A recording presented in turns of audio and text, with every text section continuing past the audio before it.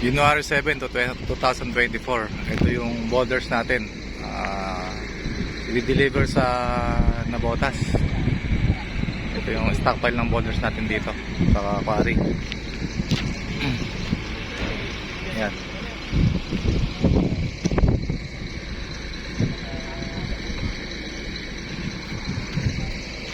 Biyaheng Navotas. January 7, 2024. Ayan. Ito yung truck natin magkakarga ngayon. Ayun no, yung mga truck. Ayan, ito. Ito yung loader na magkakarga rito.